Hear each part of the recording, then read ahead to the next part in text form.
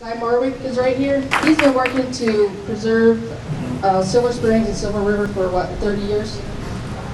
We're coming to you today from Silver Springs, where there's a huge protest going on about the quality, water quality here in the state of Florida. Certainly one of our precious resources. Silver Springs was a tourist destination ever since the 1800s, but somehow or another we've forgotten about the water. It produces, at one time, 99.8% pure artesian water. That's the purest water in all the world. It's polluted now because of nitrates runoff from agriculture. So there's some really amazing stories that come from Silver Springs, and one I'd like to tell you about deals about the Timucua Indians. They were here during the 15th century.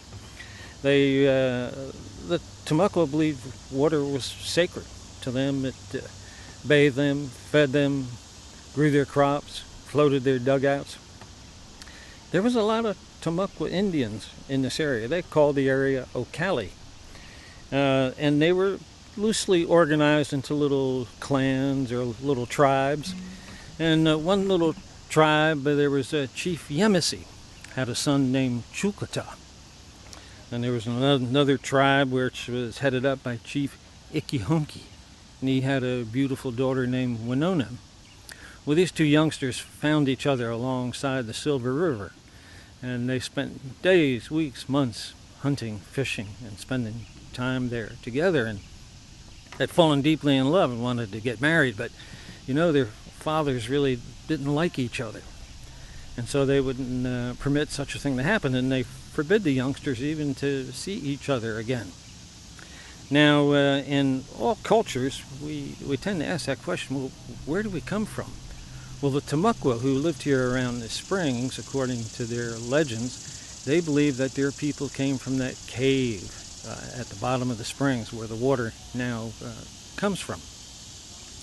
So one day, realizing that they were not going to have a life together, Winona and Chukata got into a little dugout canoe. They floated out over the springs.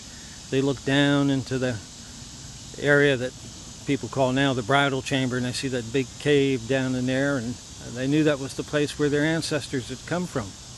So they embraced each other heart to heart, and they exchanged their wedding vows, and then rolled over the side of the canoe, down through the waters and into that dark cave where they disappeared to spend eternity together with their ancestors.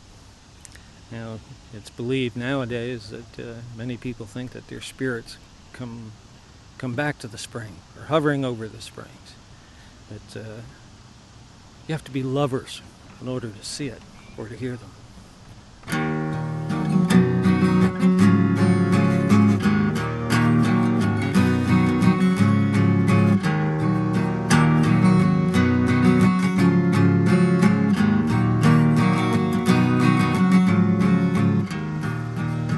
Out over the silvery waters, out over the silver springs, I hear the murmurings of creation, I hear the sounds of untamed things. Night starlight and silvery waters keep calling me back to Silver Springs. Oh, I feel the nearness of God as I go there. I feel the touch of angels' wings, like looking down from on top of a mountain, peering deep into the spring. Water so pure and translucent reveals the magic about which I sing. There are stories of lovers that were lost in these waters. Some say their spirits come back to the spring. Prince Chukata and his beautiful Winona, some say their spirits are hovering over the springs. And what of Claire Douglas and Bernice Mayo? Was Aunt Scylla really 110? Is there such a place as the bridal chamber? Who would you expect to find there within? Framed in the power and the beauty of nature, It has strange and mystic ways, voices that come from out of nowhere, singing in the song of Silver Springs.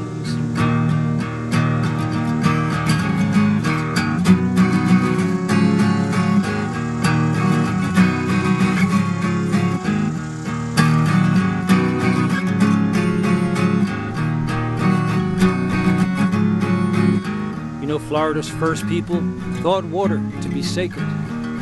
They're gone now like the wind and the rain. If they were here, they would stand up to injustice, unable to accept what is happening to the springs. It's the rotten egg odor of civilization, spilling nitrates into the springs. How can we poison these precious waters? It's water that keeps alive all human beings.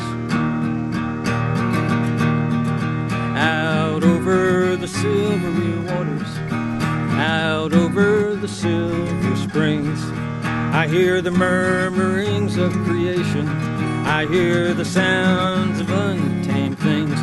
Night starlight, silvery waters keep calling me back to Silver Springs. I feel the nature of God as I go there, I feel the touch of angels' wings. Out over the silvery waters, out over the Silver Springs.